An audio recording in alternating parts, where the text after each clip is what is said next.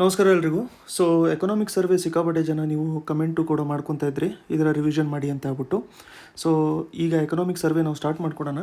ಇದರಲ್ಲಿ ಏನು ಅಂತಂದರೆ, ನಾನು ಸರ್ವೆ ನೋಡ್ತಾನೆ ನಾನು ಕೂಡ ನೋಟ್ಸ್ ಮಾಡ್ಕೊಂಡು ಇಟ್ಕೊಂಡಿರೋಂಥದ್ದು ಮತ್ತು ಬೇರೆ ಸೋರ್ಸಸ್ಸು ಮೆಟೀರಿಯಲ್ಲು ಎಲ್ಲ ಓದಿ ನೋಡ್ಕೊಂಡಿರೋಂಥದ್ರಲ್ಲಿ ನಾವು ಸರ್ವೆ ಡಿಸ್ಕಸ್ ಮಾಡ್ಕೊಳೋಣ. ಎಲ್ಲದೂ ಕೂಡ ಇಂಪಾರ್ಟೆಂಟ್ ಇರುತ್ತೆ. ಇದರಲ್ಲಿ ನಾವೇನು ಅಂತಂದರೆ ಜಸ್ಟು ಏನೇನು ಮೆನ್ಷನ್ ಮಾಡ್ಕೊಂಡಿದ್ದಾರೆ, ಅದಾದಮೇಲೆ ಅದರ ರಿಲೇಟೆಡ್ ಎಕ್ಸಾಮ್ ಸ್ಪೆಸಿಫಿಕ್ ಪಾಯಿಂಟ್ಸ್ ಏನಿರುತ್ತೆ ಅಷ್ಟೇ ನೋಡ್ತಾ ಹೋಗ್ತಾ ಇರೋಣ. ಯಾಕೆ ಅಂತಂದರೆ ಸುಮಾರು ನಮಗೆ ಸ್ಕೀಮ್ಸ್ಗಳಿರ್ತವೆ, ಅದಾದಮೇಲೆ ನಮಗೆ ಸುಮಾರು ಪ್ರೋಗ್ರಾಮ್ಸ್ಗಳಿರ್ತವೆ, ಸುಮಾರು ಲೊಕೇಶನ್ಸ್ ಇರ್ತವೆ, ಅದಾದಮೇಲೆ ಸುಮಾರು ಇನಿಷಿಯೇಟಿವ್ಸ್ ಇರ್ತವೆ, ಅದಾದಮೇಲೆ ಸುಮಾರು ನಂಬರ್ಸ್ಗಳು ಕೂಡ ಇರ್ತವೆ. ಇವೆಲ್ಲದೂ ಇಂಪಾರ್ಟೆಂಟ್ ಆಗುತ್ತೆ. ಯಾಕಂತಂದರೆ ಎಷ್ಟೊಂದು ಸರಿ ನಮಗೆ ಎಕ್ಸಾಮ್ಸಲ್ಲೂ ಕೂಡ ಡೈರೆಕ್ಟಾಗಿ ಬರೀ ಫ್ಯಾಕ್ಚುಯಲ್ ನಂಬರ್ಸ್ಗಳನ್ನ ಕೇಳಿರ್ತಾರೆ. ಎಕ್ಸಾಂಪಲ್ ಕರ್ನಾಟಕದ್ದು GSDP ಎಷ್ಟಿರುತ್ತೆ, ಅದಾದಮೇಲೆ ರೆವೆನ್ಯೂ ಕಂಪಾರ್ಟ್ಮೆಂಟ್ ಎಷ್ಟಿರುತ್ತೆ, ಕ್ಯಾಪಿಟಲ್ ಕಂಪಾರ್ಟ್ಮೆಂಟ್ ಎಷ್ಟಿರುತ್ತೆ, ಈ ಥರದ್ದೆಲ್ಲ ಕೇಳ್ತಾ ಇರ್ತಾರೆ. ಸೊ ಅದಕ್ಕೋಸ್ಕರ ಏನು ಮಾಡೋಣ ಅಂತಂದರೆ ಪ್ರಾಪರಾಗಿ ನೋಟ್ಸ್ ಮಾಡ್ಕೊಂಡು ಹೋಗ್ತಾ ಇರೋಣ. ಸೊ ಈಗ ನಾನು ಹಿಂಗೆ ನೋಟ್ಸ್ ಮಾಡ್ಕೊತಾ ಇರ್ತೀನಿ. ಇವಾಗ ಅದರದ್ದೇ ನೀವು ಕೂಡ ಹಾಗೆ ನೋಟ್ಸ್ ಮಾಡಿಕೊಂಡು ಕಂಪ್ಲೀಟ್ ಮಾಡ್ಕೊಂಡಿರಿ, ಅದು ನಿಮಗೆ ಈಸಿ ಆಗ್ತಾ ಇರುತ್ತೆ.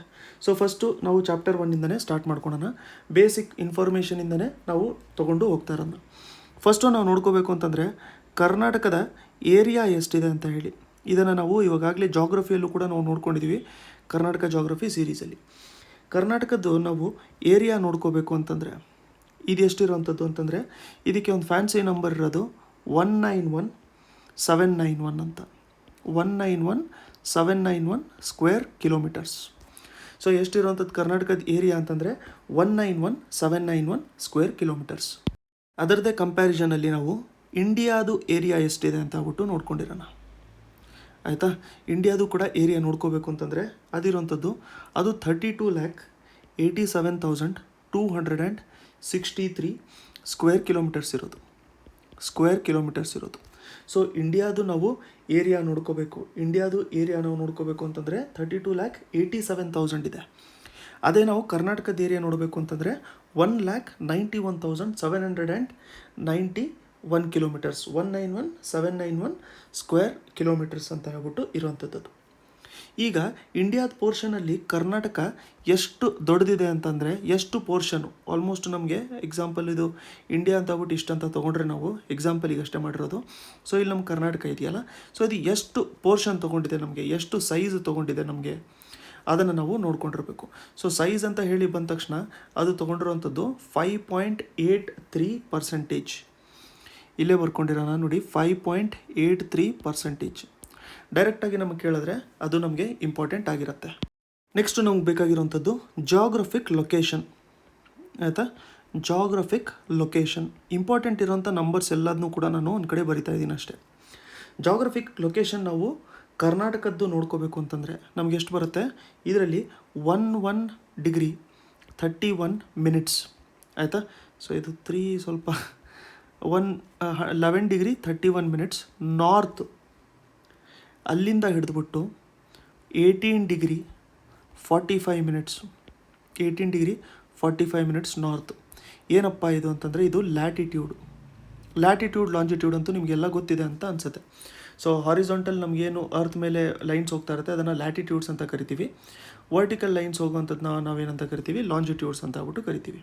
ಆಯ್ತಲ್ಲ? ಸೊ ಇದು ಲ್ಯಾಟಿಟ್ಯೂಡ್ಸು ಲಾಂಜಿಟ್ಯೂಡ್ಸು ನೋಡ್ಕೋಬೇಕಾಗಿರೋಂಥದ್ದು. ಸೊ ಎಷ್ಟಿದೆ, 1131 ಮತ್ತು 1845 ಡಿಗ್ರಿ ನಮಗೆ ನಾರ್ತ್ ಲ್ಯಾಟಿಟ್ಯೂಡ್ ಇರುವಂಥದ್ದು. ಲಾಂಜಿಟ್ಯೂಡ್ ನೋಡಬೇಕು ಅಂತಂದರೆ ನಮಗೆ ಲಾಂಗಿಟ್ಯೂಡ್ ಬಂದ್ಬಿಟ್ಟು 74 ಡಿಗ್ರಿ 12 ಮಿನಿಟ್ಸ್ ಈಸ್ಟ್, ಅಲ್ಲಿಂದ ಹಿಡಿದು ನಮಗೆ 78 ಡಿಗ್ರಿ 40 ಮಿನಿಟ್ಸ್ ಇದು ನಮಗೆ ಈಸ್ಟು, ಇದು ಲಾಂಜಿಟ್ಯೂಡ್ ಇರೋವಂಥದ್ದು. ಆಯಿತಾ? ಈ ನಂಬರ್ ಅಷ್ಟೇ ನೋಡ್ಕೊಂಡಿರಿ, ಇದ್ರದ್ದೆಲ್ಲ ಡೀಟೇಲ್ಸ್ ನಾವು ಜಾಗ್ರಫಿಯಲ್ಲಿ ಡಿಸ್ಕಸ್ ಮಾಡ್ಕೊಂಡಿದ್ದೀವಿ. ಆಯ್ತಲ್ಲ? ಸೊ ಇಷ್ಟು ನಾವು ನಂಬರ್ ನೋಡ್ಕೊಂಡಿರೋವಂಥದ್ದು. ಈಗ ನೆಕ್ಸ್ಟು ಪಾಪ್ಯುಲೇಷನ್ ನೋಡ್ಕೊಳೋಣ.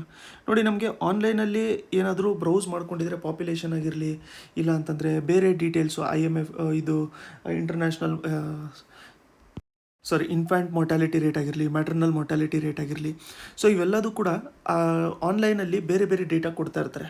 ಬಟ್ ನಮ್ಗೆ ಎಕ್ಸಾಮಲ್ಲಿ ಯಾವ ಥರ ಕೇಳುವಂಥದ್ದು ಅಂತಂದರೆ ಸೆನ್ಸಸ್ ಪ್ರಕಾರ ಡೇಟಾ ಕೇಳ್ತಾ ಇರ್ತಾರೆ. ಇದನ್ನು ನೆನ್ಪಿಟ್ಕೊಂಡಿರಿ. ಯಾವಾಗಲೂ ಎಕ್ಸಾಮಲ್ಲಿ ಮೆನ್ಷನ್ ಮಾಡುವಂಥದ್ದು ಕೂಡ ಅಕಾರ್ಡಿಂಗ್ ಟು ಸೆನ್ಸಸ್ ಅಂತ ಹೇಳ್ಬಿಟ್ಟು ಮೆನ್ಷನ್ ಮಾಡ್ತಾರೆ. ಇವಾಗ ನಮಗೆ ಲಾಸ್ಟ್ ಆಗಿರೋಂಥದ್ದು ಯಾವಾಗ ಸೆನ್ಸಸ್ಸು ಅಂತಂದರೆ 2011. ಸೊ 2011 ಸ್ಪೆಸಿಫಿಕ್ ಡೀಟೇಲ್ಸ್ ನಮಗೆ ಇಂಪಾರ್ಟೆಂಟ್ ಇರೋವಂಥದ್ದು, ಗೊತ್ತಾಯ್ತಲ್ಲ. ಸೊ ಬೇರೆ ನಮಗೆ ಇವಾಗ ಆನ್ಲೈನ್ ಕೊಟ್ಟಿರೋಂಥ ಡೇಟಾ ಬೇರೆ ಇದೆ, ಇವಾಗ ಜಾಸ್ತಿ ಆಗಿದೆ ಕಮ್ಮಿ ಆಗಿದೆ ಆ ಥರದ್ದೆಲ್ಲ ಏನು ಟೆನ್ಷನ್ ಮಾಡ್ಕೊಳಕ್ಕೆ ಹೋಗ್ಬೇಡಿ. ಜಸ್ಟ್ ನಾವು 2011 ಸೆನ್ಸಸ್ ಪ್ರಕಾರ ಏನೇನಿರುತ್ತೆ ಆ ಡೀಟೇಲ್ಸೇ ನೋಡ್ಕೊಂಡು ಹೋಗ್ತಾ ಇರೋಂಥದ್ದು, ಆಯಿತಾ. ಸೊ ಅದ್ರ ಬಗ್ಗೆ ನೋಡಬೇಕು ಅಂತಂದರೆ 6,10,95,297 ಇದು ಪೀಪಲ್ ಇರೋವಂಥದ್ದು. ಅಂತಂದರೆ ನಮ್ಮ ಪಾಪ್ಯುಲೇಷನು 6,10,95,297 ಅಂತ. 6 crore ಅಂತೂ ನಮ್ಗೆ ಗೊತ್ತಿರುತ್ತೆ. ಇಲ್ಲಿ 95,297 ಅಂತ ನೆನ್ಪಿಟ್ಕೊಂಡಿರಿ. 95,297 ಇದು ಇಂಡಿಯಾದ ಎಷ್ಟು ಪೋರ್ಷನ್ ಆಕ್ಯುಪೈ ಮಾಡ್ಕೊಂಡಿರೋಂಥದ್ದು ಅಂತಂದರೆ ಇಂಡಿಯನ್ ಪಾಪ್ಯುಲೇಷನಿಗೆ ಕಂಪೇರ್ ಮಾಡ್ಕೊಂಡಿದ್ರೆ ಕರ್ನಾಟಕದ ಪಾಪ್ಯುಲೇಷನ್ ಇಂಡಿಯನ್ ಪಾಪ್ಯುಲೇಷನ್ ಇಲ್ಲಿ 5.05% ಅಷ್ಟು ಕರ್ನಾಟಕದ ಪಾಪ್ಯುಲೇಷನ್ ಇರೋವಂಥದ್ದು. ಸೊ ಇದನ್ನು ಕೂಡ ನೀವು ಏನು ನೋಡ್ಕೋಬೇಕು ಅಂತಂದರೆ ಅಕಾರ್ಡಿಂಗ್ ಟು ಸೆನ್ಸಸ್ 2011 ನಾವೆಲ್ಲ ಡೀಟೇಲ್ಸ್ ನೋಡ್ಕೊತಾ ಇರೋಂಥದ್ದು ಯಾವುದು ಅಂತಂದರೆ ಸೆನ್ಸಸ್ 2011 ಪ್ರಕಾರನೇ ನಾವು ಕೂಡ ನೋಡ್ಕೊತಾ ಇರೋಂಥದ್ದು. ಸೊ ಈಗ ಈ ಪಾಪ್ಯುಲೇಷನ್ ಪ್ರಕಾರ ನಾವು ನೋಡ್ಕೋಬೇಕು ಅಂತಂದರೆ ಇವಾಗ ಸದ್ಯಕ್ಕೆ ಎಷ್ಟಿರುವಂಥದ್ದು ಇಂಡಿಯಾದಲ್ಲಿ, ಎಷ್ಟು ಸ್ಟೇಟ್ಸು ಯೂನಿಯನ್ ಟೆರಿಟರೀಸ್ ಇದೆ ಇವಾಗಿರೋಂಥದ್ದು ನೋಡಿ 28 ಸ್ಟೇಟ್ಸು, 9 ಅಲ್ಲ 8 ಯೂನಿಯನ್ ಟೆರಿಟರೀಸ್ ಇರೋವಂಥದ್ದು. 28 ಸ್ಟೇಟ್ಸು 8 ಯೂನಿಯನ್ ಟೆರಿಟರೀಸ್ ಅಂತ. ಸೊ ಇದೇನಾಗಿತ್ತು ಅಂತಂದರೆ ನಮಗೆ ಜಮ್ಮು ಆ್ಯಂಡ್ ಕಾಶ್ಮೀರು ಅದನ್ನು 370 ಆರ್ಟಿಕಲ್ 370ನ ಅಬ್ರೋಗೇಟ್ ಮಾಡಿಬಿಟ್ಟು ಅದಾದಮೇಲೆ ಅದನ್ನು ಲದಾಖ್ ಮತ್ತು ಜಮ್ಮು ಆ್ಯಂಡ್ ಕಾಶ್ಮೀರ್ ಅಂತ ಆಗ್ಬಿಟ್ಟು ಯೂನಿಯನ್ ಟೆರಿಟರೀಸ್ ಮಾಡಿದರು. ಆ ಟೈಮಲ್ಲಿ 9 ಆಗಿತ್ತು, ಆಯಿತಾ. ಆ ಟೈಮಲ್ಲಿ 9 ಆಗಿತ್ತು. ಅದಾದಮೇಲೆ ಏನಾಯಿತು ಅಂತಂದರೆ ನಮ್ಮಲ್ಲಿ ಈ ಕಡೆ ನಾವು ಈ ಸೈಡಲ್ಲಿ ನೋಡ್ಕೋಬೇಕು ಅಂತಂದರೆ ನಮಗೆ ಗುಜರಾತ್ ಮತ್ತು ಮಹಾರಾಷ್ಟ್ರ ಸೈಡಲ್ಲಿ 2 ಯೂನಿಯನ್ ಟೆರಿಟರೀಸ್ ಇತ್ತು, ಆಯಿತಾ. ದಾದ್ರಾ ಆ್ಯಂಡ್ ನಾಗರ್ ಹವೇಲಿ, ಅದಾದಮೇಲೆ ದಮನ್ ಆ್ಯಂಡ್ ದಿಯು ಅಂತ ಆಗ್ಬಿಟ್ಟು, ಆಯಿತಾ. ಇವು ಎರಡನ್ನೂ ಕೂಡ ಕಂಬೈನ್ ಮಾಡಿಬಿಟ್ರು, ಆಯಿತಾ. ಇದನ್ನು ಎರಡನ್ನೂ ಕೂಡ ಕಂಬೈನ್ ಮಾಡ್ಕೊಂಡ್ಬಿಟ್ಟಿದ್ರು.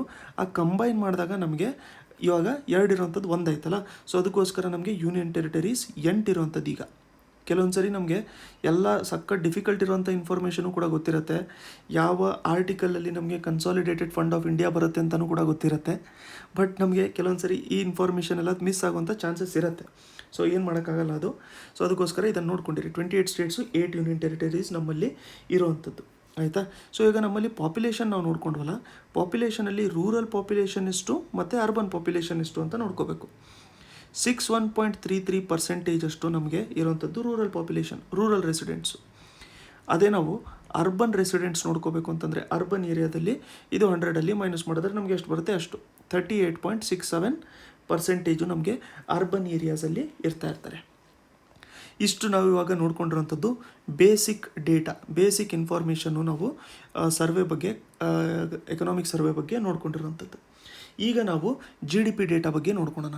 ಸೊ ನಾವು ಯಾವುದೇ ಡೇಟಾ ನೋಡ್ಕೊಳ್ಳೋಕ್ಕಿಂತ ಮುಂಚೆ ಸ್ವಲ್ಪ ಬೇಸಿಕ್ಸು, ಎಕನಾಮಿ ರಿಲೇಟೆಡ್ ಬೇಸಿಕ್ಸ್ನ ಅದರಲ್ಲಿ ನಾವು ತಿಳ್ಕೊಂಡಿರೋಣ.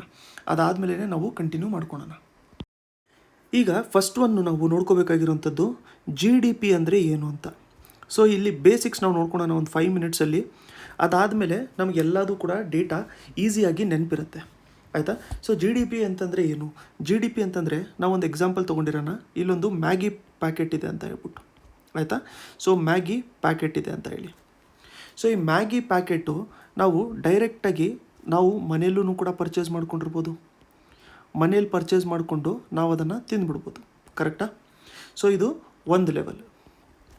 ಇನ್ನೊಂದು ಏನಾಗುತ್ತೆ ಅಂತಂದರೆ ಇದೇ ಸೇಮ್ ಮ್ಯಾಗಿ ಪ್ಯಾಕೆಟು ಇದನ್ನು ಏನು ಮಾಡ್ತಾರೆ ಅಂತಂದರೆ ಒಂದು ಹೋಟೆಲ್ ಅವರು ಪರ್ಚೇಸ್ ಮಾಡ್ತಾರೆ, ಆಯಿತಾ.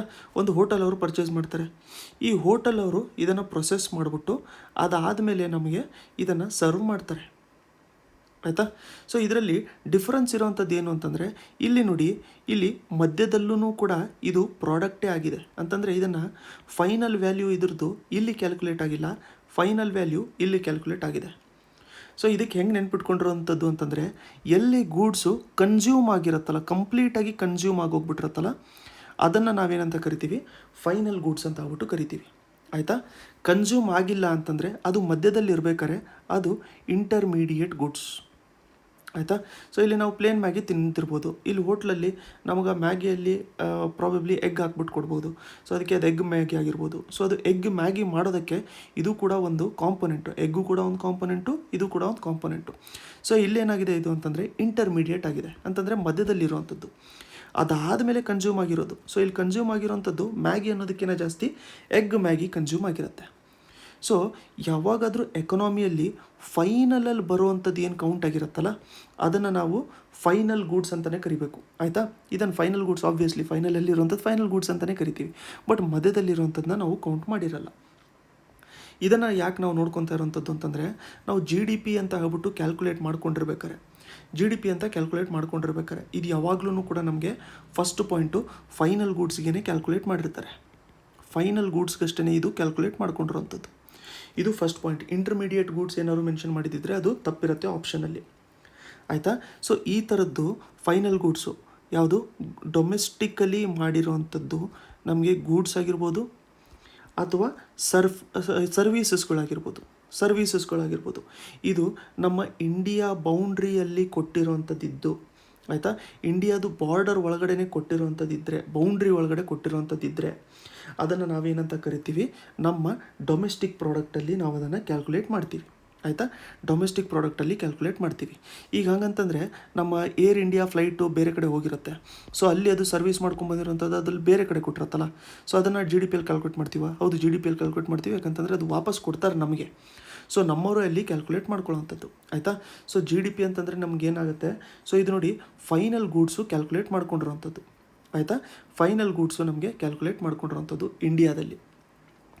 ಇದೇ ಫಿನೋಮಿನ ನಾವು ಸ್ಟೇಟಿಗೆ ನಾವು ನೋಡ್ಕೊಂಡಿದ್ರೆ, ನಮ್ಮ ಸ್ಟೇಟಿನ ಬಾರ್ಡರ್ ಒಳಗಡೆ ಪ್ರೊಡ್ಯೂಸ್ ಮಾಡ್ಕೊಂಡಿರೋವಂಥದ್ದು, ನಮ್ಮ ಸ್ಟೇಟಿನ ರೆಸಿಡೆಂಟ್ಸೇ ಪ್ರೊಡ್ಯೂಸ್ ಮಾಡ್ಕೊಂಡಿರೋವಂಥದ್ದಕ್ಕೆ ನಾವೇನಂತ ಕರಿತೀವಿ, GSDP ಅಂತ ಕರಿತೀವಿ. ಇದರಲ್ಲಿ ಎಸ್ ಆ್ಯಡ್ ಮಾಡ್ತೀವಿ. ಯಾಕಂತಂದರೆ ಗ್ರಾಸ್ ಸ್ಟೇಟ್ ಡೊಮೆಸ್ಟಿಕ್ ಪ್ರಾಡಕ್ಟ್ ಆಗಿರುತ್ತದೆ ಇಲ್ಲಿ. ಗೊತ್ತಾಯ್ತಲ್ಲ. So gross state domestic product ಆಗಿರುತ್ತದು. ಈಗ ಇದನ್ನು ಕ್ಯಾಲ್ಕುಲೇಟ್ ಮಾಡಬೇಕು ಅಂತಂದರೆ ಏನಾಗುತ್ತೆ, ಈಗ ಕ್ಯಾಲ್ಕುಲೇಟ್ ಮಾಡೋವಂಥದ್ದು ಹೆಂಗೆ ಅಂತ ಆಗ್ಬಿಟ್ಟು ನಾವು ನೋಡ್ಕೊಳ್ಳೋಣ. ನಾನು ಯಾವಾಗಲೂ ಒಂದು ಎಕ್ಸಾಂಪಲ್ ಕೊಡೋವಂಥದ್ದು ಪೆನ್ ಮ್ಯಾನುಫ್ಯಾಕ್ಚರ್ ಮಾಡ್ಕೊಳ್ಳೋವಂಥದ್ದು. ಯಾಕಂತಂದರೆ ನಾವೆಲ್ಲ ಎಕ್ಸಾಮ್ ಬರೀತಾ ಇರ್ತೀವಲ್ಲ, ಸೊ ನಾವು ರಿಲೇಟ್ ಮಾಡ್ಕೊತಾ ಇರ್ಬೋದು. ಸೊ ಎಕ್ಸಾಂಪಲ್ ಒಂದು ಸೆಲ್ಲೋ ಗ್ರಿಪ್ಪರ್ ಪೆನ್ ತೊಗೊಂಡಿರೋಣ. ಆಯಿತಾ. ಸೆಲ್ಲೋ ಗ್ರಿಪ್ಪರ್ ಪೆನ್ ನಾವು ತೊಗೊಂಡಿರೋಣ. ಸೊ ಸೆಲ್ಲೋ ಗ್ರಿಪ್ಪರ್ ಪೆನ್ನು ಈಗೇನಾಗಿದೆ, 2010ನಲ್ಲಿ ಸೆಲ್ಲೋ ಗ್ರಿಪ್ಪರಿನ ಪೆನ್ನಿನ ವ್ಯಾಲ್ಯೂ ಎಷ್ಟಿತ್ತು ಅಂತಂದರೆ, ಅವನು ಮ್ಯಾನುಫ್ಯಾಕ್ಚರರು ಪ್ರೊಡಕ್ಷನ್ ಮಾಡಿಕೊಂಡು ಅದನ್ನು 10 ರೂಪಾಯಿಗೆ ಅವನು ಪ್ರೊಡಕ್ಷನ್ ಮಾಡ್ಕೊತಾ ಇರ್ತಿದ್ದ. ಆಯಿತಾ.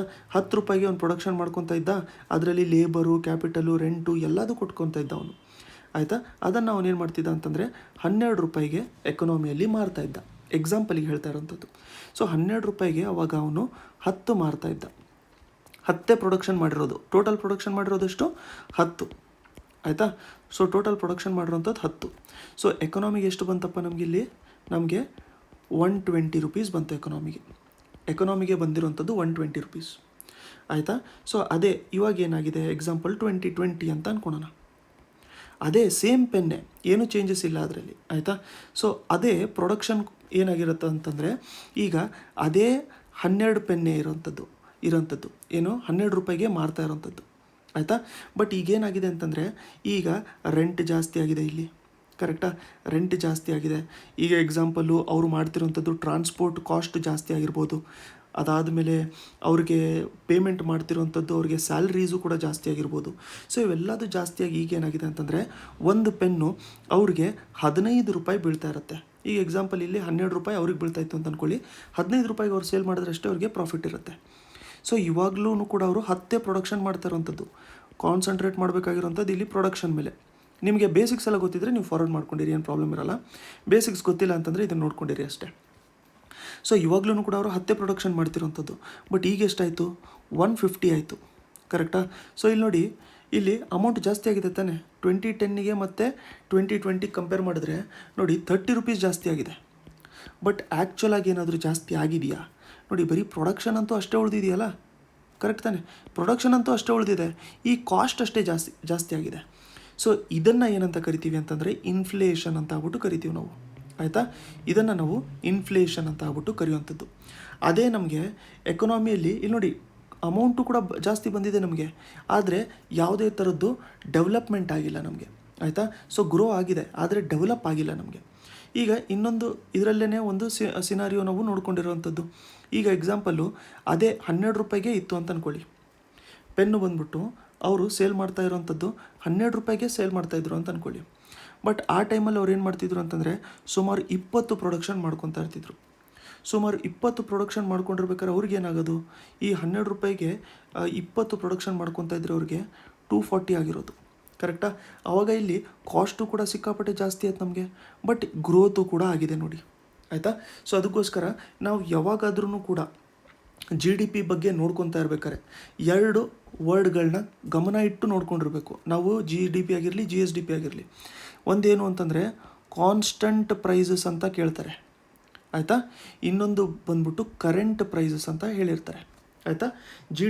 GSDP ಎಟ್ ಕಾನ್ಸ್ಟಂಟ್ ಪ್ರೈಸ್, GSDP ಎಟ್ ಕರೆಂಟ್ ಪ್ರೈಸಸ್ ಅಂತ. ಆಯಿತಾ? ಸೊ ಇದಕ್ಕೆ ನಾವು ಇನ್ನೊಂದು ವರ್ಡಲ್ಲಿ ಏನು ಕರಿಬೋದು ಅಂತಂದರೆ ಇದರಲ್ಲಿ ನೋಡಿ, ಕರೆಂಟಿಗೆ ನಾವು ಯಾವಾಗಲೂ ಕೂಡ ನಾಮಿನಲ್ ಅಂತ ಕರಿತಾ ಇರ್ತೀವಿ, ಕಾನ್ಸ್ಟಂಟಿಗೆ ನಾವು ರಿಯಲ್ ಅಂತ ಆಗ್ಬಿಟ್ಟು ಕರಿತಾ ಇರ್ತೀವಿ. ಈಗ ನಮಗೆ ಟೇಕ್ ಅವೇ ಇರೋವಂಥದ್ದು ಇವು ಎರಡೇ ಅಂತಂದರೆ, ಕಾನ್ಸ್ಟಂಟಿಗೆ ನಾವೇನಂತ ಕರಿತಾ ಇರ್ತೀವಿ, ನಾಮಿನಲ್ ಅಂತ ಕರಿತಾ ಇರ್ತೀವಿ. ಆಯಿತಾ?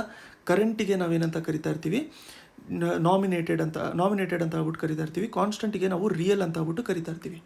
ಅಂದರೆ ಏನಾಗಿರುತ್ತೆ, ಈಗ ಈ ಕಾನ್ಸ್ಟಂಟ್ ಅಂತಂದರೆ ಏನಾಗಿರುತ್ತೆ, ಇದರಲ್ಲೊಂದು ಬೇಸ್ ಪ್ರೈಸ್ ತೊಗೊಂಬಿಟ್ಟಿರ್ತಾರೆ.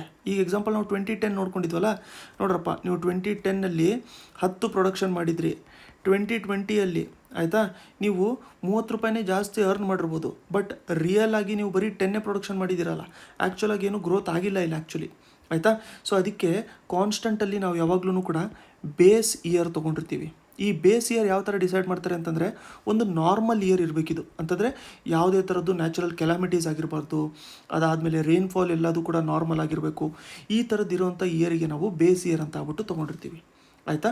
ಕರೆಂಟ್ ಅಂತಂದರೆ ಏನು, ಅವೆಲ್ಲ ಬೇಸ್ ಇಯರ್ ಇಲ್ಲ, ಏನಿಲ್ಲ. ಇವಾಗ ಸದ್ಯಕ್ಕೆ ಎಷ್ಟು ಬರ್ತಾ ಇದೆ ಅಷ್ಟೇ ನನಗೆ, ಅದನ್ನು ನಾವು ಕರೆಂಟ್ ಪ್ರೈಸಸ್ ಅಂತ ಆಗ್ಬಿಟ್ಟು ಕರಿತಾ ಇರ್ತೀವಿ. ಸೊ ಇಷ್ಟು ಬೇಸಿಕ್ಸ್ ನಾವು ನೋಡ್ಕೊಂಡಿರೋವಂಥದ್ದು. ಸೊ ನಿಮ್ಮಲ್ಲಿ ಸುಮಾರು ಜನರಿಗೆ ಈಗಾಗಲೇ ಗೊತ್ತಿರುತ್ತೆ, ಬಟ್ ಅಂದ್ರೂ ಕೂಡ ಒಂದು ರೌಂಡ್ ರಿವಿಷನ್ ಆಗುತ್ತಲ್ಲ, ಸೊ ಅದಕ್ಕೋಸ್ಕರ ಅಂತ ಹೇಳ್ಬಿಟ್ಟು ನಾನು ಮಾಡ್ಕೊಂಡಿರೋವಂಥದ್ದು. ಸೊ ಅದಕ್ಕೆ ನಿಮ್ಗೆ ಏನಾದ್ರು ಬೋರ್ ಆಗಿದ್ದಿದ್ರೆ ನೀವು ಫಾರ್ವರ್ಡ್ ಮಾಡ್ಕೊಂಡಿರಿ ಅಷ್ಟೇ, ಏನಿಲ್ಲ. ಬಟ್ ಓವರಾಲ್ ಆಗಿ ಎಕನಾಮಿನೂ ಕೂಡ ಜೊತೆಗೆ ಕವರ್ ಮಾಡ್ತಾ ಹೋಗೋಣ, ಎಕನಾಮಿನೂ ಕೂಡ ಜೊತೆಗೆ ಕವರ್ ಆಗ್ತಾ ಹೋಗಲಿ ಅಂತ ಹೇಳ್ಬಿಟ್ಟು. ಸೊ ಇವಾಗ ನಾವು ಡೇಟಾ ನೋಟ್ ಮಾಡ್ಕೊಳ್ಳೋಣ. ಈ ಡೇಟಾ ಬರ್ಕೊಂಡಿರಿ. ಇವಾಗ ನಾವು ನೋಡ್ಕೊಂಡಿದ್ದೀವಲ್ಲ, ಸೊ ನೋಡಿ, ಕಾನ್ಸ್ಟಂಟ್ ಅಂತಂದರೆ ರಿಯಲ್ ಅಂತಂದರೆ ನಮಗೇನಿರುತ್ತೆ, ರಿಯಲ್ ಅಂತಂದರೆ ಬೇಸ್ ಇಯರ್ ಫಿಕ್ಸ್ ಮಾಡಿರ್ತೀವಿ. ರಿಯಲ್ ಆಗಿ ನೀನು ಎಷ್ಟು ಗ್ರೋ ಆಗಿದೆಯಾ, ಗ್ರೋ ಆಗಿಲ್ಲ, ಅದನ್ನು ನನಗೆ ಹೇಳು, ಅದನ್ನು ಕರೆಕ್ಟ್ ಅಲ್ಲ. ಸೊ ಅದರಲ್ಲಿ ನಾವು ಬೇಸ್ ಇಯರ್ ಸೆಟ್ ಮಾಡ್ಕೊಂಡಿರ್ತೀವಿ. ಇವಾಗ ಡೇಟಾ ನೋಡ್ಕೊಂಡಿರೋಣ. ಈಗ GSDP ಎಸ್ಟಿಮೇಟು, GSDP ಅಂತಂದರೆ GDPನೇ ಅಂತ ಅಂದ್ಕೊಡಿ, ಆದರೆ ಸ್ಟೇಟಿಂದು. ಆಯಿತಾ? GSDP ಎಷ್ಟಿರೋವಂಥದ್ದು ಅಂತಂದರೆ ಎಸ್ಟಿಮೇಟ್ ಮಾಡ್ಕೊಂಡಿರೋವಂಥದ್ದು 25,733 crore. ಆಯಿತಾ?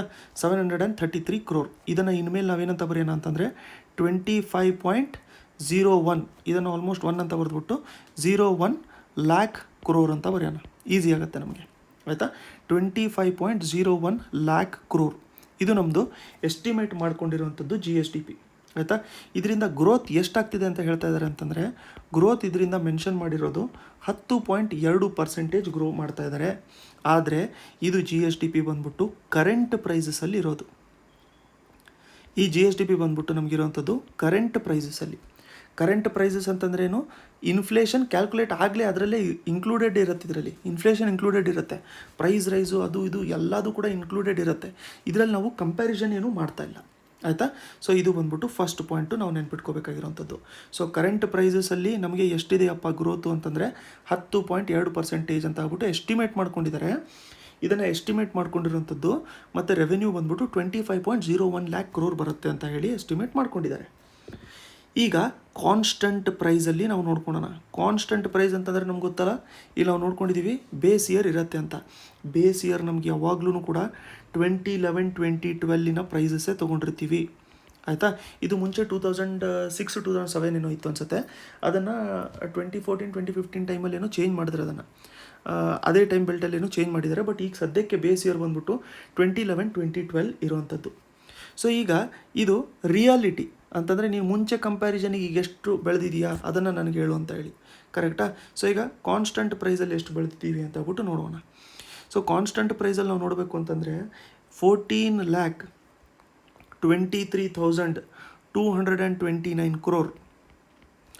ಇದನ್ನು ನಾವು ಹೆಂಗೆ ಬರಿಬೋದು ಅಂತಂದರೆ ಎಕ್ಸಾಂಪಲ್ಲು 14.23 lakh crore ಅಂತ ಬರಿಬೋದಲ್ಲ. ಸುಮ್ಮನೆ ನಾನು ಸಿಂಪಲ್ ಆಗೋದಕ್ಕೋಸ್ಕರ ಬರಿತಾ ಇರೋಂಥದ್ದು ಈ ಥರ 14.23 lakh crore ಅಂತ ಆಗ್ಬಿಟ್ಟು ಬರಿಬೋದು. ನೋಡಿ ಆ್ಯಕ್ಚುಲಾಗಿ ಇನ್ಫ್ಲೇಷನ್ ಇರೋವಂಥದ್ದು ಎಷ್ಟಿದೆ ಅಂತ ಆಗ್ಬಿಟ್ಟು ನಿಮ್ಗೆ ಗೊತ್ತಾಗುತ್ತೆ. ಇದರಲ್ಲಿ ಇದು ಎಕ್ಸ್ಟ್ರಾ ಇರೋವಂಥದ್ದು ಏನಿದೆ ಇನ್ಫ್ಲೇಷನ್, ಆಯಿತಾ. ರಿಯಲ್ ಇರೋವಂಥದ್ದು ಎಷ್ಟು, ರಿಯಲ್ಲು ನಾವು ಅರ್ನ್ ಮಾಡ್ಕೊಂಡಿರೋದು 14.23 ಅಷ್ಟೇ, ಆದರೆ ಎಕ್ಸ್ಟ್ರಾ ಇರುವಂಥದ್ದು ಇನ್ಫ್ಲೇಷನ್.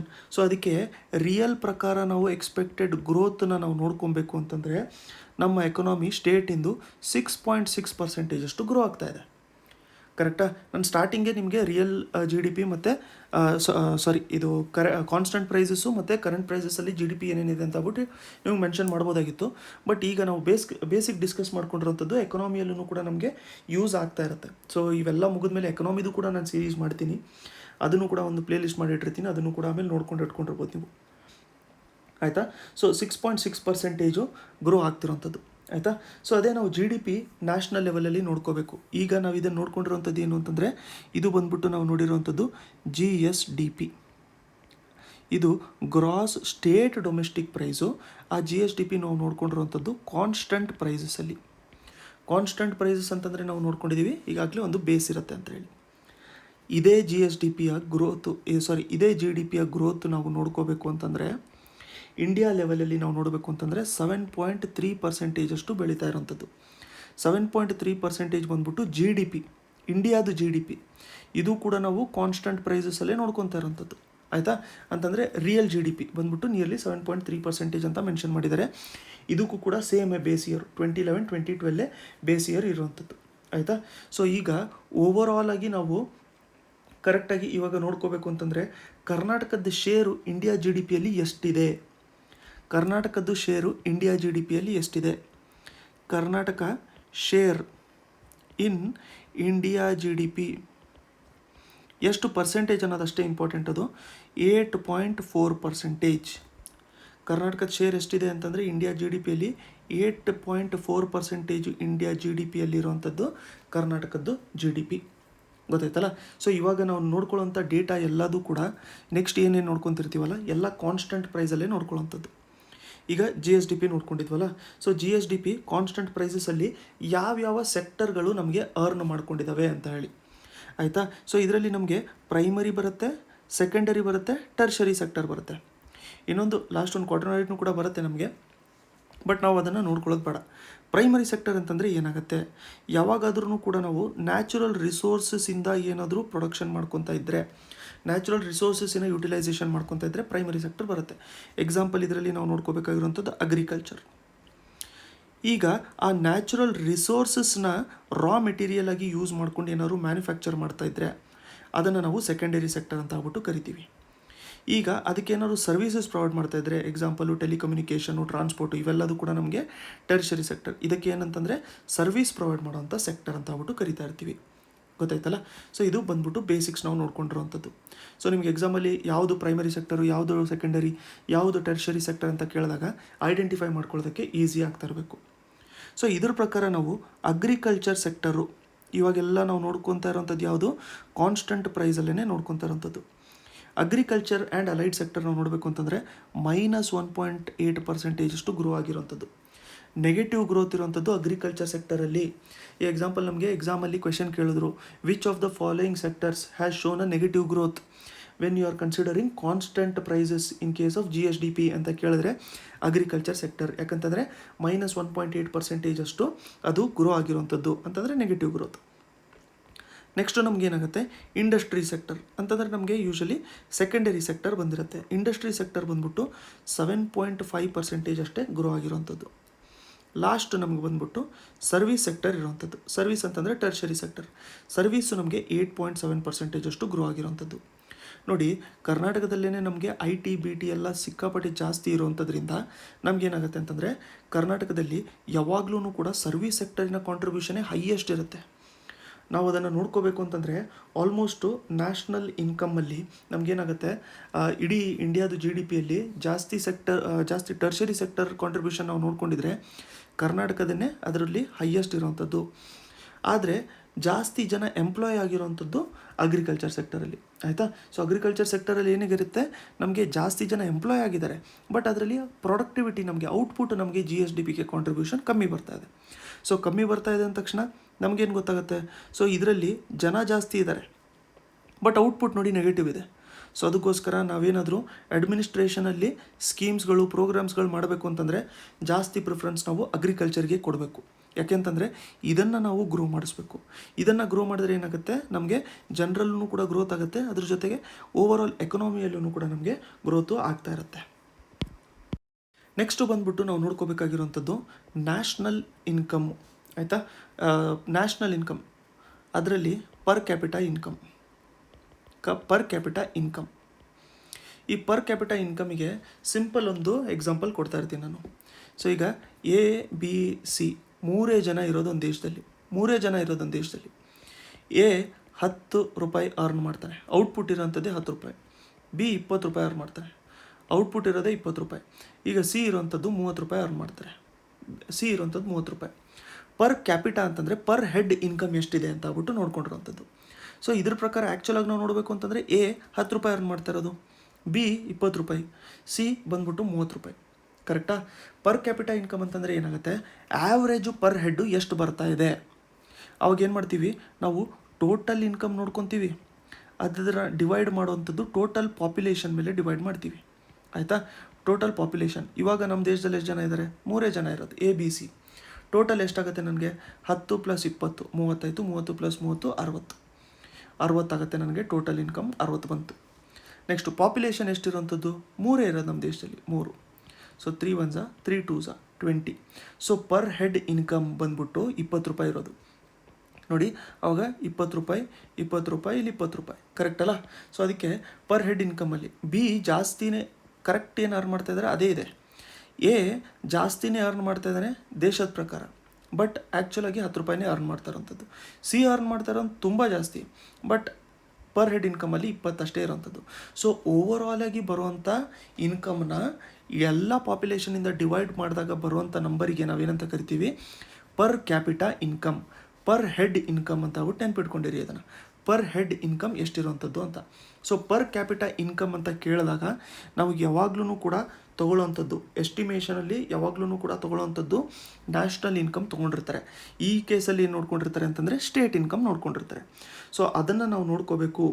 ಕರೆಂಟ್ ಪ್ರೈಸಸಲ್ಲಿ ಅಂತಂದರೆ ಇನ್ಫ್ಲೇಷನ್ನ ಕ್ಯಾಲ್ಕುಲೇಟ್ ಮಾಡಿದ್ಮೇಲೆ ಪರ್ ಹೆಡ್ ಇನ್ಕಮ್ ಎಷ್ಟು ಬರ್ತಿರೋವಂಥದ್ದು, ಆವಾಗ 3,32,926 per head income current prices ಅಂತಂದರೆ ನಮಗೆ ಇರೋವಂಥದ್ದು ಇನ್ಫ್ಲೇಷನ್ ಕ್ಯಾಲ್ಕುಲೇಟ್ ಮಾಡ್ಕೊಂಡಿರೋವಂಥದ್ದು, ಆಯಿತಾ. ಕರೆಂಟ್ ಪ್ರೈಸಸ್ಸು ಇನ್ಫ್ಲೇಷನ್ ಇರಬೇಕಾದ್ರೆ ಕ್ಯಾಲ್ಕುಲೇಟ್ ಮಾಡ್ಕೊಂಡಿರೋವಂಥದ್ದು. ಅದೇ ನಾವು ಕಾನ್ಸ್ಟಂಟ್ ಪ್ರೈಸಸಲ್ಲಿ ಇದರಲ್ಲಿ ಬೇಸ್ ಇಯರ್ ನೋಡ್ಕೊಂಡಿರ್ತೀವಿ. ಇದನ್ನು ನಾವು ಕ್ಯಾಲ್ಕುಲೇಟ್ ಮಾಡಬೇಕು ಅಂತಂದರೆ 1,75,895 ನೋಡಿ. ಡಿಫ್ರೆನ್ಸ್ ಎಷ್ಟಿದೆ ನೋಡಿ ಇಲ್ಲಿ. 3 ಲ್ಯಾಕು ನಾವು ಇನ್ಫ್ಲೇಷನ್ನ ಕ್ಯಾಲ್ಕುಲೇಟ್ ಮಾಡಿದ್ರೆ 3 ಲ್ಯಾಕ್ ಬರ್ತಾ ಇದೆ, ಬಟ್ ಅದೇ ಇನ್ಫ್ಲೇಷನ್ನ ನಾವು ಕ್ಯಾಲ್ಕುಲೇಟ್ ಮಾಡಿಲ್ಲ ಅಂತಂದರೆ 1,75,000 ಅಷ್ಟೇ ಬರ್ತಾ ಇರೋಂಥದ್ದು ನಮಗೆ. ಸೊ ಇದು ಇರೋಂಥದ್ದು ನಮಗೆ ಕಂಪೇರ್ ಮಾಡಿದಾಗ ಬರುವಂಥದ್ದು ಇನ್ಕಮ್ಮು. ಸೊ ಇದನ್ನು ಈ ವರ್ಷ ಜಾಸ್ತಿ ಮಾಡಬೇಕು ಅಂತ ಅಂದ್ಕೊಂಡಿರೋಂಥದ್ದು 1,86,038 ರೂಪೀಸ್ ನೋಡಿ. 75,000ಇಂದ ಹಿಡಿದ್ಬಿಟ್ಟು 86,000ಗೆ ಇದನ್ನು ಇನ್ಕ್ರೀಸ್ ಮಾಡ್ಕೋಬೇಕು ಅಂತ ಹೇಳಿ ಅಂದ್ಕೊಂಡಿರೋವಂಥದ್ದು, ಇನ್ಕ್ರೀಸ್ ಮಾಡ್ಕೊಂಡಿರ್ಬೇಕು ಅಂತ ಹೇಳ್ಬಿಟ್ಟು ಇದನ್ನು ಅಂದ್ಕೊಂಡಿರೋವಂಥದ್ದು, ಆಯ್ತಲ್ಲ. ಸೊ ಅದಕ್ಕೆ ಸ್ಟೇಟಿಂದು ಕರೆಂಟ್ ಎಷ್ಟಾಗುತ್ತೆ, ಕರೆಂಟ್ ರೇಟಲ್ಲಿ ಪರ್ ಕ್ಯಾಪಿಟಲ್ ಇನ್ಕಮ್ ಎಷ್ಟಾಗುತ್ತೆ, 332,926. ಕಾನ್ಸ್ಟಂಟಲ್ಲಿ 175,895, ಆಯಿತಾ.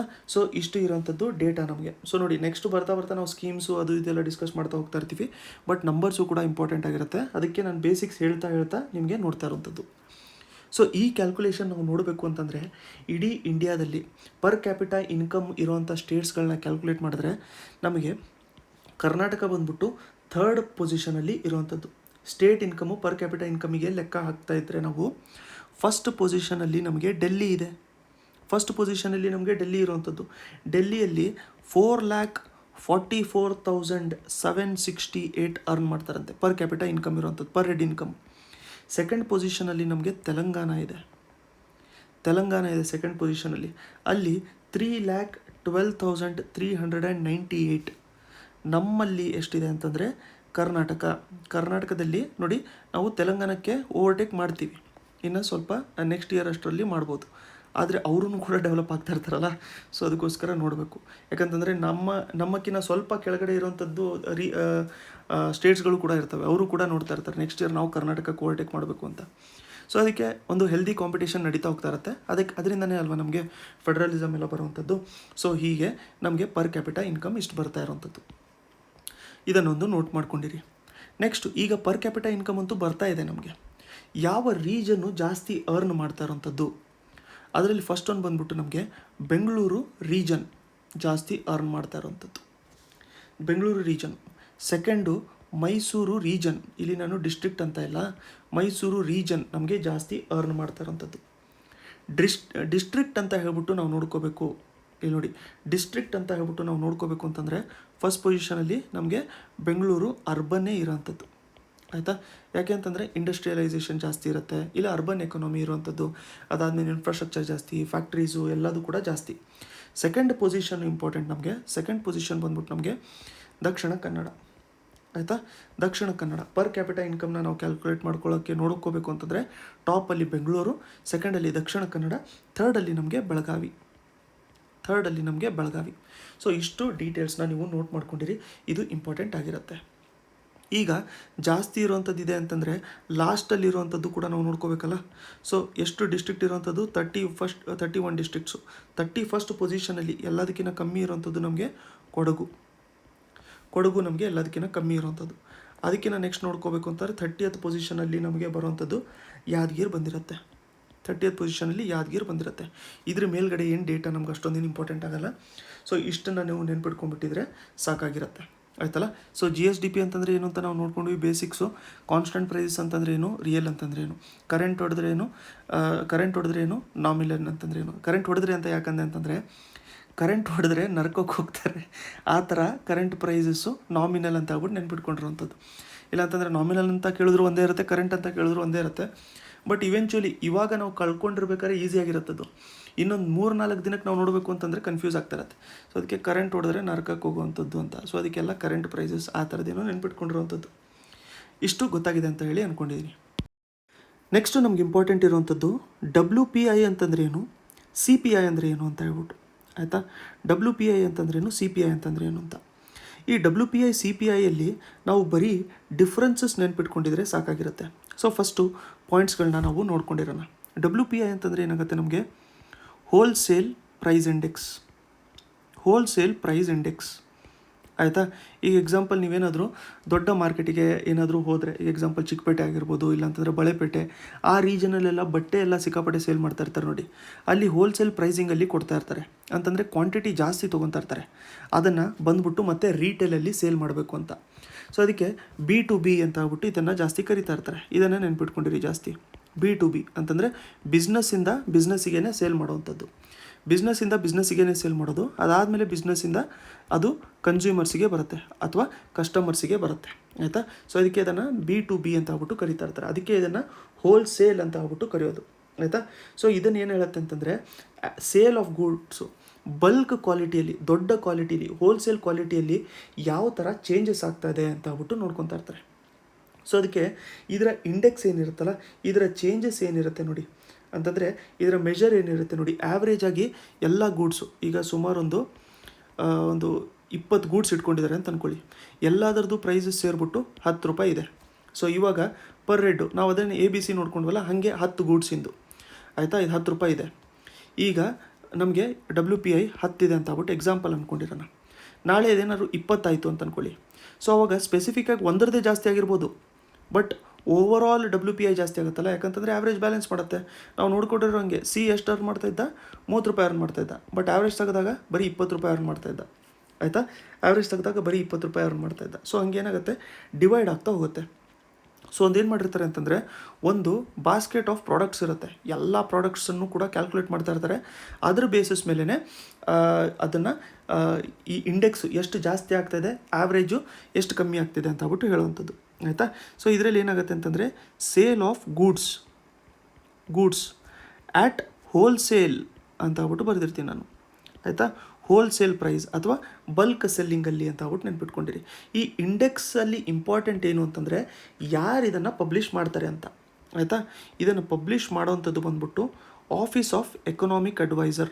ಮೋಸ್ಟ್ ಇಂಪಾರ್ಟೆಂಟ್ ಪಾಯಿಂಟ್ ನಮಗಿದು, ಆಫೀಸ್ ಆಫ್ ಎಕನಾಮಿಕ್ ಅಡ್ವೈಸರ್ ತುಂಬಾ ಇಂಪಾರ್ಟೆಂಟ್ ಪಾಯಿಂಟ್ ಇದು. ಸೊ ಇದು ಆಫೀಸ್ ಆಫ್ ಎಕನಾಮಿಕ್ ಅಡ್ವೈಸರ್ ಯಾವುದ್ರಲ್ಲಿ ಬರುತ್ತೆ ಅಂತಂದರೆ ministry of commerce and industries, commerce and industries ಮಿನಿಸ್ಟ್ರಿಯಲ್ಲಿ ಬರುತ್ತೆ. Next most important point, WPI ಯಾವಾಗಲೂ ಕೂಡ ಬರೀ ಗೂಡ್ಸಿಗಷ್ಟೇ ಕ್ಯಾಲ್ಕುಲೇಟ್ ಮಾಡ್ತಾರೆ, ಸರ್ವೀಸಸ್ಸಿಗೆ ಇದು ಕ್ಯಾಲ್ಕುಲೇಟ್ ಮಾಡಲ್ಲ. WPI ಯಾವಾಗಲೂ ಕೂಡ ಬರೀ ಗೂಡ್ಸಿಗಷ್ಟೇ ಕ್ಯಾಲ್ಕುಲೇಟ್ ಮಾಡ್ತಾರೆ, ಸರ್ವೀಸಸ್ಸಿಗೆ ಕ್ಯಾಲ್ಕುಲೇಟ್ ಮಾಡಲ್ಲ ಇದನ್ನು. ಸೊ ಟೋಟಲ್ ಇದರಲ್ಲಿ ಎಷ್ಟು ಗೂಡ್ಸ್ ಕ್ಯಾಲ್ಕುಲೇಟ್ ಮಾಡ್ತಾರೆ, 697 ಗೂಡ್ಸ್ನ ಕ್ಯಾಲ್ಕುಲೇಟ್ ಮಾಡ್ತಾರೆ, ಆಯ್ತಲ್ಲ. ಸೊ ನಾವು ನೋಡಿದ್ವಲ್ಲ ಹೆಂಗೆ ಆ್ಯಾವ್ರೇಜ್ ಬರುತ್ತೆ ಅಂತ ಆಗ್ಬಿಟ್ಟು, ಆ ಥರದ್ದು ಟೋಟಲಾಗಿ 697 ಐಟಮ್ಸ್ನ ಕವರ್ ಮಾಡ್ಕೊಂಡಿರ್ತಾರೆ. ಇದರಲ್ಲಿ ಎಲ್ಲದರದನ್ನು ಕ್ಯಾಲ್ಕುಲೇಟ್ ಮಾಡಿ ಒಂದು ಇಂಡೆಕ್ಸ್ ತರ್ತಾರೆ. ಅದನ್ನು ನಾವೇನಂತ ಕರಿತೀವಿ ಅಂತಂದರೆ ಅದನ್ನು ನಾವು ಹೋಲ್ಸೇಲ್ ಪ್ರೈಸ್ ಇಂಡೆಕ್ಸ್ ಅಂತ ಆಗ್ಬಿಟ್ಟು ಕರಿತೀವಿ. ಇದರಲ್ಲಿ ಬರೀ ನಮಗೆ 697 ಐಟಮ್ಸು ಬರೀ ಗೂಡ್ಸ್ ಅಷ್ಟೇ ಇರೋವಂಥದ್ದು, ಸರ್ವೀಸಸ್ ಇಲ್ಲ. ಇದು ಇಂಪಾರ್ಟೆಂಟ್ ಪಾಯಿಂಟು. ಇದರಲ್ಲಿ ಏನು ಮಾಡಿರ್ತಾರೆ ಅಂತಂದರೆ ಬೇಸ್ ಇಯರು ಇದರಲ್ಲಿ ತೊಗೊಂಡಿರ್ತಾರೆ, ಯಾವ ಇಯರ್ಗೆ ಕಂಪೇರ್ ಮಾಡಿಕೊಂಡು. ಯಾಕಂತಂದರೆ ಬೇಸ್ ಇಯರ್ ನಾವು ತೊಗೊಳ್ಳೇಬೇಕು, ಇಲ್ಲಾಂತಂದರೆ ಎಕ್ಸಾಕ್ಟಾಗಿ ಎಷ್ಟು ಬೆಳೆದಿದೆ ಎಕನಾಮಿ ಅಥವಾ ಎಷ್ಟು ಇನ್ಫ್ಲೇಷನ್ ಆಗ್ತಾಯಿದೆ ಅಂತ ಆಗ್ಬಿಟ್ಟು ಗೊತ್ತಾಗಲ್ಲ. ನೆಕ್ಸ್ಟು ಇರೋವಂಥದ್ದು, ಇದನ್ನು ಪ್ರತಿ ವಾರನೂ ಕೂಡ ರಿಲೀಸ್ ಮಾಡ್ತಾ ಇರ್ತಾರೆ. ಯಾಕಂತಂದರೆ ಬಿಸ್ನೆಸ್ ಅಲ್ಲ, ಬಿಸ್ನೆಸ್ಸಿಗೆ ಇದು ಸಿಕ್ಕಾಪಟ್ಟೆ ಇಂಪಾರ್ಟೆಂಟ್, ಅದಕ್ಕೆ ಪ್ರತಿ ವಾರನೂ ಕೂಡ ಇದನ್ನು ರಿಲೀಸ್ ಮಾಡ್ತಾ ಇರ್ತಾರೆ. ನೆಕ್ಸ್ಟ್ ನಮಗೆ CPI, WPI CPI ಮೇಲಂತೂ ಯೂಶ್ವಲಿ ಒಂದು ಕ್ವೆಶನ್ ಇದ್ದೇ ಇರುತ್ತೆ. CPI ಅಂತಂದರೆ ಏನು ನಮಗೆ, CPI ಅಂತಂದರೆ ನಮಗೆ ಕನ್ಸ್ಯೂಮರ್ ಪ್ರೈಸ್ ಇಂಡೆಕ್ಸ್. CPI ಅಂತಂದರೆ ಕನ್ಸ್ಯೂಮರ್ ಪ್ರೈಸ್ ಇಂಡೆಕ್ಸ್ ಅಂತ. ಸೊ ಅದಕ್ಕೆ ಇದೇನು ಮಾಡಿರ್ತಾರೆ, ರೀಟೇಲ್ ಮಾರ್ಕೆಟಲ್ಲಿ ನೋಡ್ಕೊತಾ ಇರ್ತಾರೆ. ಅಂತಂದರೆ ಗೂಡ್ಸ್ ಆಗಿರ್ಬೋದು ಅಥವಾ ಸರ್ವೀಸಸ್ ಆಗಿರ್ಬೋದು, ಆಯಿತಾ, ಸರ್ವೀಸಸ್ ಆಗಿರ್ಬೋದು, ಡೈರೆಕ್ಟ್ಲಿ ಇದನ್ನು ಏನು ಮಾಡಿರ್ತಾರೆ ಅಂತಂದರೆ ಟು ಕನ್ಸ್ಯೂಮರ್ಸ್ ಇದನ್ನು ಕೊಟ್ಟಿರ್ತಾರೆ, ಡೈರೆಕ್ಟ್ಲಿ ಕನ್ಸ್ಯೂಮರ್ಸ್ಗೆ ಇದನ್ನು ಕೊಟ್ಟಿರ್ತಾರೆ, ಆಯಿತಾ. ಇದರಲ್ಲಿ ಬಿಸ್ನೆಸ್ ಇನ್ವಾಲ್ವ್ ಇಲ್ಲ ನೋಡಿ, ಆಯಿತಾ. ಇದನ್ನು ಡೈರೆಕ್ಟ್ಲಿ ಕನ್ಸ್ಯೂಮರಿಗೆ ಕೊಟ್ಟಿರೋವಂಥದ್ದು. ಇದನ್ನು ಯಾರು ರಿಲೀಸ್ ಮಾಡ್ತಾರೆ, ಇದನ್ನು ನೋಡಿ ನಮಗೆ ನ್ಯಾಷನಲ್ ಸ್ಟ್ಯಾಟಿಸ್ಟಿಕ್ಸ್ ಆಫೀಸ್ ಅಥವಾ ನಮಗೆ NSO ಅಂತ ಏನು ಕರಿತೀವಲ್ಲ ನಾವು, NSO ಇದನ್ನು ರಿಲೀಸ್ ಮಾಡುತ್ತೆ. ಇದರಲ್ಲಿ ಮಿನಿಸ್ಟ್ರಿ ಬಂದ್ಬಿಟ್ಟು ನಮಗೆ ಮಾಸ್ಪಿ ಅಂತಂದರೆ ನಮಗೆ statistics and programme implementation, MoSPI release ಮಾಡುತ್ತೆ. ಇಲ್ಲಿ ನೋಡಿ ಕಾಮರ್ಸ್ ಆ್ಯಂಡ್ ಇಂಡಸ್ಟ್ರಿ ಇದರಲ್ಲಿ ಬಂದ್ಬಿಟ್ಟು ನಮಗೇನಾಗುತ್ತೆ ಅಂತಂದರೆ ಮಾಸ್ಪಿ, ಸ್ಟ್ಯಾಟಿಸ್ಟಿಕ್ಸ್ ಆ್ಯಂಡ್ ಪ್ರೋಗ್ರಾಮ್ ಇಂಪ್ಲಿಮೆಂಟೇಷನ್, ಇದು one of the most important points ಇದರಲ್ಲಿ. ಅದ್ರ ಜೊತೆಗೆ ಇದರಲ್ಲಿ ನಾವು ನೋಡ್ಕೊಂಡಿರೋ ಹಂಗೆ WPI ಬಂದ್ಬಿಟ್ಟು ಗೂಡ್ಸಿಗೆ ನೋಡ್ಕೊತಾ ಇದ್ರು, CPI ಬಂದ್ಬಿಟ್ಟು ಗೂಡ್ಸ್ಗೂ ನೋಡ್ಕೊತಾರೆ ಮತ್ತು ಸರ್ವೀಸಸ್ಗೂ ಕೂಡ ಕ್ಯಾಲ್ಕುಲೇಟ್ ಮಾಡ್ತಾರೆ. ಇದರಲ್ಲಿ ಗೂಡ್ಸ್ಗೂ ಕೂಡ ಕ್ಯಾಲ್ಕುಲೇಟ್ ಮಾಡ್ತಾರೆ, ಸರ್ವೀಸಸ್ಗೂ ಕೂಡ ಕ್ಯಾಲ್ಕುಲೇಟ್ ಮಾಡ್ತಾರೆ. ಇನ್ನೊಂದು ನಾವು ನೋಡ್ಕೋಬೇಕಾಗಿರೋವಂಥದ್ದು, ಎಷ್ಟು ಐಟಮ್ಸ್ ಇರುತ್ತೆ ಇದರಲ್ಲಿ ರೂರಲ್ ಏರಿಯಾದಲ್ಲಿ ನಾವು ನೋಡಬೇಕು ಅಂತಂದರೆ 448 ಐಟಮ್ಸ್ ಇರುತ್ತೆ ರೂರಲ್ ಏರಿಯಾದಲ್ಲಿ. ಅರ್ಬನ್ ಏರಿಯಾದಲ್ಲಿ 460 ಐಟಮ್ಸ್ ಇರುತ್ತೆ ಅರ್ಬನ್ ಏರಿಯಾದಲ್ಲಿ, ಆಯ್ತಲ್ಲ. ಸೊ ಇದರಲ್ಲಿ 697 ಐಟಮ್ಸ್ ಇತ್ತು, ಇದರಲ್ಲಿ ಬೇರೆ ಇರುತ್ತೆ. ಇದರಲ್ಲಿ ಬೇಸ್ ಇಯರ್ ಏನು ತೊಗೊಂಡಿರ್ತಾರೆ, ಇದರಲ್ಲಿ ಬೇಸ್ ಇಯರ್ ಬಂದ್ಬಿಟ್ಟು 2012 ತೊಗೊಂಡಿರೋವಂಥದ್ದು. ಇದನ್ನು ಮಂತ್ಲಿ ಬಿಡ್ತಾರೆ. ಇದರಲ್ಲಿ ಒಂದೇನು ನಾವು ಒಬ್ಸರ್ವ್ ಮಾಡ್ಕೋಬೇಕು ಅಂತಂದರೆ CPI ಏನಿದೆಯಲ್ಲ, ಈ CPI ಬಂದ್ಬಿಟ್ಟು ನಮಗೆ ನೋಡಿ ಫೈನಲ್ ಸ್ಟೇಜಲ್ಲೇ ಬರುವಂಥದ್ದಲ್ವ ಅದು. ಯಾಕೆಂತಂದರೆ ರೀಟೇಲ್, ಅದು ಡೈರೆಕ್ಟ್ಲಿ ಕಸ್ಟಮರ್ಸ್ಗೆ ಹೋಗುವಂಥದ್ದು. ಸೊ ಯೂಶ್ವಲಿ ಇದೇನು ಬರುತ್ತೆ ಅಂತಂದರೆ ನಮಗೆ ಫೈನಲ್ ಸ್ಟೇಜಲ್ಲಿ ಬರುತ್ತೆ. WPI ಅಂತಂದರೆ ಇದು ಇಂಟರ್ಮೀಡಿಯೇಟು, ಯಾಕೆಂತಂದರೆ ಬಿಸ್ನೆಸ್ಸಿಂದ ಬಿಸ್ನೆಸ್ಗೆ ಹೋಗ್ತಾ ಇದೆ ಅದು. ನೆಕ್ಸ್ಟು ಕೂಡ ಅವರು ಕಂಟಿನ್ಯೂ ಮಾಡೋವಂಥದ್ದು ಬಿಸ್ನೆಸ್ಸೇ, ಕರೆಕ್ಟ್ ಅಲ್ಲ. ಸೊ ಅದಕ್ಕೋಸ್ಕರ ಇದು ಬರುವಂಥದ್ದು ನಮಗೆ CPI ಮತ್ತು WPI. ನಿಮಗಿದು ಗೊತ್ತಾಗಿದೆ ಅಂತ ಆಗ್ಬಿಟ್ಟು ಅಂದ್ಕೊಂಡಿದ್ದೀನಿ. ಈಗ ಈ CPIಯಲ್ಲಿ ನಮಗೆ 2 ಡಿವಿಷನ್ ನೋಡ್ಕೊಳ್ಳೋಣ ನಾವು, ಆಯಿತಾ. ಈ CPI ಅಂತಲೇ ಇರಲಿ, CPI ಫಾರ್ IW ಅಂತಂದರೆ ಇಂಡಸ್ಟ್ರಿಯಲ್ ವರ್ಕರ್ಸ್, CPI ಅದರಲ್ಲಿ AL ಅಂತಂದರೆ ಅಗ್ರಿಕಲ್ಚರಲ್ ಲೇಬರ್ಸ್, CPIನೇ ಕನ್ಸ್ಯೂಮರ್ ಪ್ರೈಸ್ ಇಂಡೆಕ್ಸು, ಇದು ಬಂದ್ಬಿಟ್ಟು rural labours. Industrial workers, agricultural labours, rural labours, ಇದೆಲ್ಲರೂ ಕೂಡ ಲೇಬರ್ ಬ್ಯೂರೋ ಇಂಡೆಕ್ಸ್ ರಿಲೀಸ್ ಮಾಡೋದು. ಇಂಡೆಕ್ಸ್ ಯಾರು ರಿಲೀಸ್ ಮಾಡ್ತಾರೆ ಇದರಲ್ಲಿ ಅಂತಂದರೆ ಲೇಬರ್ ಬ್ಯೂರೋ ರಿಲೀಸ್ ಮಾಡುತ್ತೆ. ಇನ್ನೊಂದಿರೋವಂಥದ್ದು CPI, ಇದರಲ್ಲಿ ರೂರಲ್ ಆ್ಯಂಡ್ ಅರ್ಬನ್ ಅಂತ ಬರುತ್ತೆ. ಇದು ಒಂದೇ ಒಂದು ಇಂಡೆಕ್ಸ್ ಬಂದ್ಬಿಟ್ಟು ಸೆಂಟ್ರಲ್ ಸ್ಟ್ಯಾಟಿಸ್ಟಿಕ್ಸ್ ಆಫೀಸ್ ರಿಲೀಸ್ ಮಾಡುವಂಥದ್ದು. ಸೆಂಟ್ರಲ್ ಸ್ಟ್ಯಾಟಿಸ್ಟಿಕ್ಸ್ ಆಫೀಸ್ ರಿಲೀಸ್ ಮಾಡುವಂಥದ್ದು. ಸೊ ಲೇಬರ್ ಬ್ಯೂರೋ ಎಲ್ಲಿರುವಂಥದ್ದು ನಮಗೆ, ಇದು ಶಿಮ್ಲಾ. ಸೆಂಟ್ರಲ್ ಸ್ಟ್ಯಾಟಿಸ್ಟಿಕ್ಸ್ ಆಫೀಸ್ ಎಲ್ಲಿರುವಂಥದ್ದು ನಮಗೆ, ನ್ಯೂ ಡೆಲ್ಲಿ. ಗೊತ್ತಾಯ್ತಲ್ಲ. ಸೊ ಇಷ್ಟು ಇವರು ರಿಲೀಸ್ ಮಾಡುವಂಥದ್ದು. ಸೊ ಕರ್ನಾಟಕ ಗೌರ್ಮೆಂಟಿನ ವಿಷನ್ ಏನಿದೆ ಅಂತಂದರೆ, ನಿಯರ್ಲಿ ನಾವು $1 ಟ್ರಿಲಿಯನ್ ಅಷ್ಟು ನಮ್ಮ ವಿಷನ್ ಇಟ್ಕೊಂಡಿರಬೇಕು, GDPಯಲ್ಲಿ ನಮ್ಮದು ಸ್ಟೇಟಿಂದು ಬರಬೇಕು ಅಂತ ಹೇಳ್ಬಿಟ್ಟು ಮಾಡ್ಕೊಂಡಿರೋವಂಥದ್ದು. ಆಯಿತಾ. ಸೊ ಇಷ್ಟು ನಾವು ನೋಡ್ಕೊಂಡಿರೋಂಥದ್ದು ಸ್ಟ್ಯಾಟಿಸ್ಟಿಕ್ಸು. ಸೊ ಇದು ಇವಾಗ ಸದ್ಯಕ್ಕೆ ಇಲ್ಲಿವರೆಗೂ ನಾವು ನೋಡ್ಕೊಂಡಿರೋಂಥದ್ದು ಚಾಪ್ಟರ್ 1.